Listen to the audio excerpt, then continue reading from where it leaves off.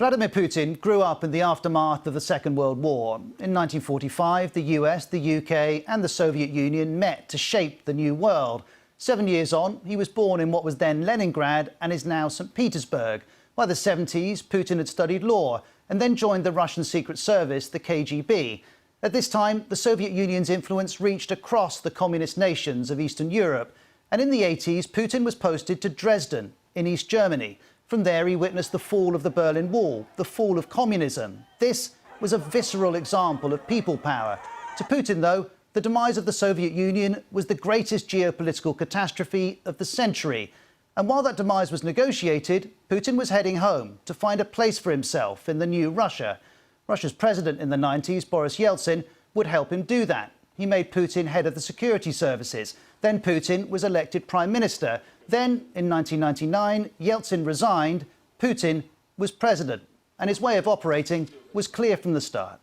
Tightening the grip over media was one of the first things that he did. And also the lack of genuine opposition, because his critics either have been in exile or dead or are facing prosecution. Putin's focus on his own power and wealth was relentless. By 2008, when his 2 terms were up, Dmitry Medvedev replaced him as president. But Putin became prime minister and everyone knew who was in charge. By 2012, he was back as president again. And Putin's indifference to democracy is matched by his view of sovereignty.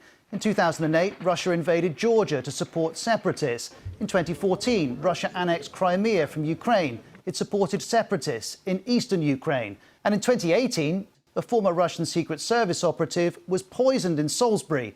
The UK says Russian intelligence was responsible. To Putin, the rules are for him to make.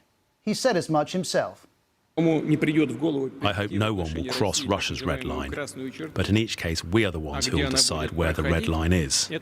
And Russia's right to decide roots back to Putin's view of what he's seen in his lifetime. In 2015, he addressed the UN and said, instead of the triumph of democracy and progress, we got violence, poverty and social disaster. Nobody cares a bit about human rights. Putin's contempt was directed at Western democracy.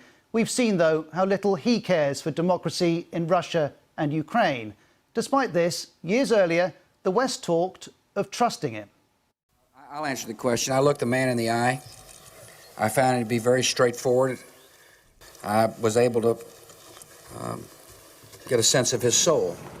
We're getting a sense of it too this week, as we did a few years ago when Putin spoke of his childhood, telling us, 50 years ago, the Leningrad street taught me a rule. If a fight is inevitable, you have to throw the first punch. There was nothing inevitable about this week, but Ukraine has felt that first punch. A punch Putin justifies in his country's interests, but which very much serve his. And as we've watched the violence, I think back to that criticism of the West at the UN in 2015. Putin said, I'm urged to ask those who created this situation, do you at least realise now what you've done? The world is now asking the same of him, and everything about Putin's life suggests, yes, he does realise what he's done.